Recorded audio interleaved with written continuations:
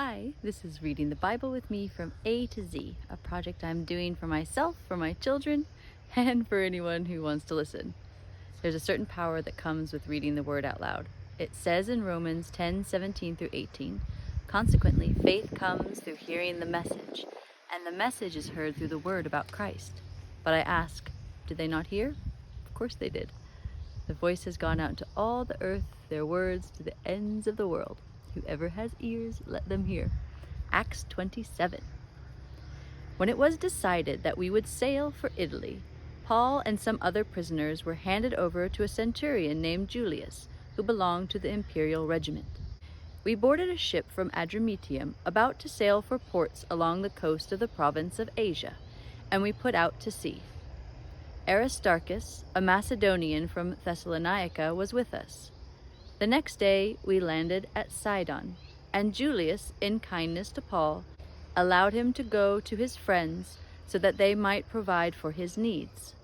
From there we put out to sea again and passed to the lee of Cyprus because the winds were against us. When we had sailed across the open sea off the coast of Cilicia and Pamphylia, we landed at Myra in Lycia.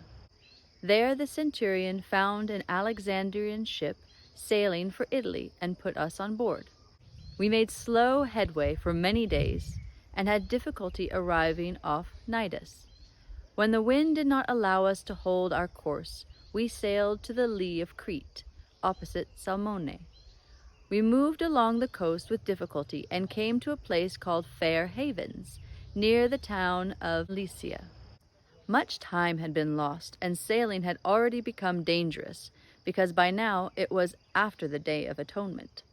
So Paul warned them, "Men, I can see that our voyage is going to be disastrous, and bring great loss to ship and cargo, and to our own lives also." But the centurion, instead of listening to what Paul said, followed the advice of the pilot and of the owner of the ship.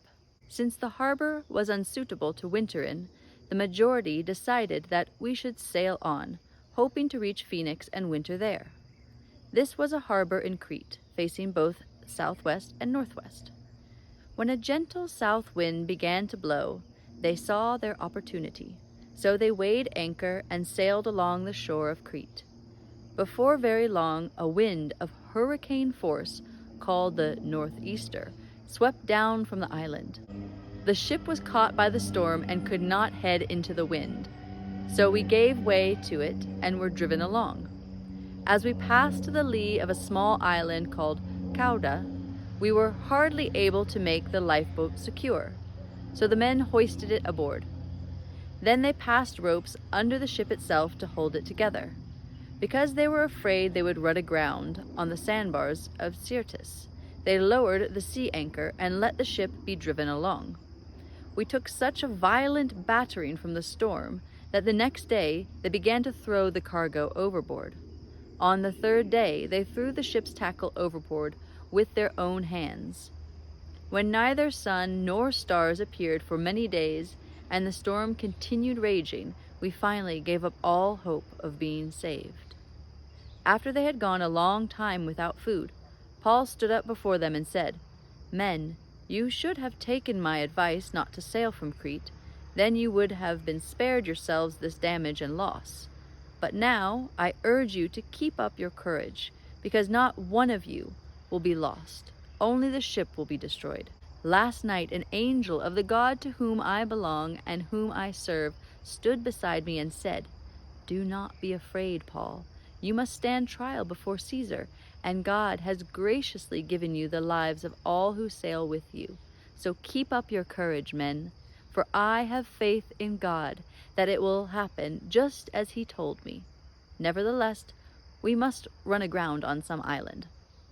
On the 14th night we were still being driven across the Adriatic Sea, when about midnight the sailors sensed they were approaching land.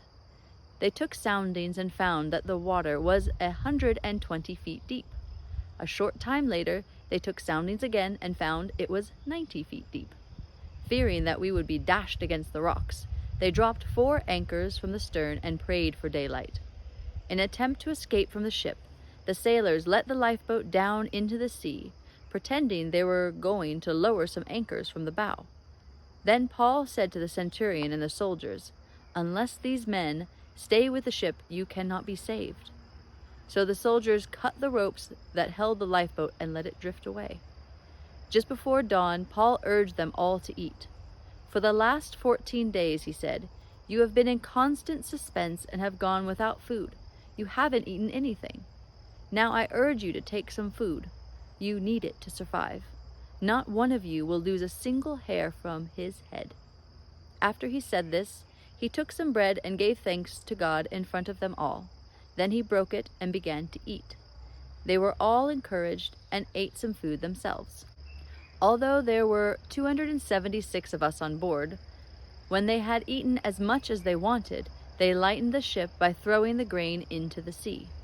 When daylight came, they did not recognize the land, but they saw a bay with a sandy beach, where they decided to run the ship aground if they could. Cutting loose the anchors, they left them in the sea and at the same time untied the ropes that held the rudders.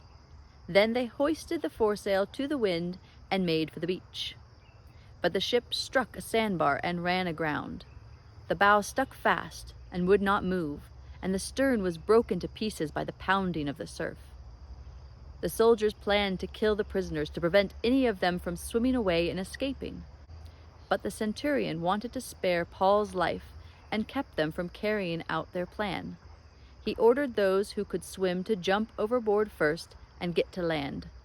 The rest were to get there on planks or on other pieces of the ship. In this way, everyone reached land safely.